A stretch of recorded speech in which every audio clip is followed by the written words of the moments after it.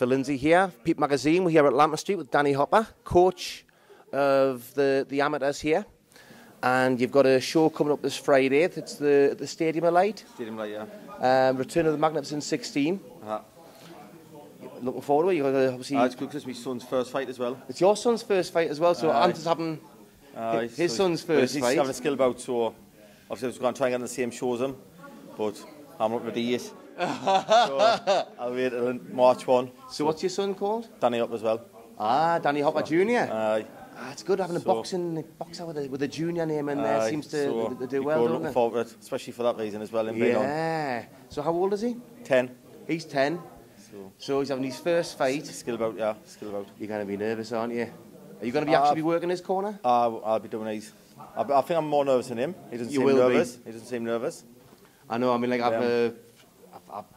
I'm a father of a 23-year-old, so it's like gets worse. Well, thankfully he doesn't box, so I don't get that much nervous. But it's I can only imagine as a. Now it's okay, obviously, because I know his ability. So yeah, it's just I think it's just the crowd there and the pressure. So how long has he been boxing then? Since he was about. I've always padded him since he was about 3 or 4 now. And then he come here when he was 8, because obviously if it's below 8, they didn't want to learn it. And also, I've always done something else since 8. He's been ready for the last year. But obviously at weight he was 10. So but he's had a decent head start, which really standing him in good stead as well. He's had plenty of pads, stuff like that. Always been in the background. And what's your background with boxing? I boxed as a junior for Lambton Street, then I packed in. When I was about 14, packed in at 14. And obviously Danny, because of Danny coming to train, I ended up being a coach. Then I decided I'll have a couple of fights just to get on the same show as him. So he's brought it back for me.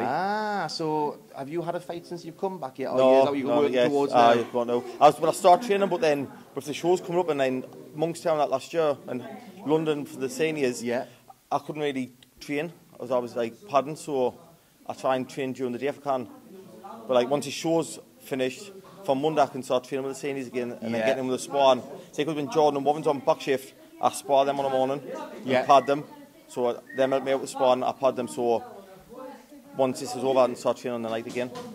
Now, when you're working on the pads and you're doing the coaching, because I've done lots of different sports, and I've always found that sometimes when you're teaching, you can actually learn while you're teaching. You can remember things that you've maybe forgotten years ago. Hands at your feet, everything comes back to you. Obviously, you're always in the boxing position, so you're ready for it all the time.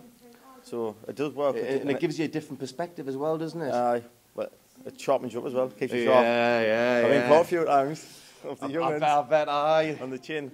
But it does help. But your feet get fast, your hands get fast. Because you've got to be faster. The faster the puncher, the faster your hands got to be. And your feet always got to be in a good position. So it does help. So it's kept me boxing there. But it just keeps you at a certain fitness. Sharpness and timing and that sort of thing. A bit more explosive to try and get the weight off and stuff like that. So when would you expect to be back in the ring yourself then?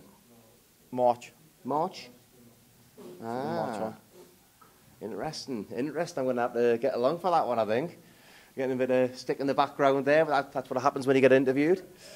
It's age we're torn in it. This is age. And are you going over to Ireland next week? No, I'm not now because it's my daughter's birthday, so I've had to pull out there. Family comes first and everything. But I've missed loads of stuff, the boxing. So if I've been at birthday, and it's a couple of days and it's on that weekend, I had my name down and obviously I've cancelled it last minute. Well, like I say, family's got to come first sometimes.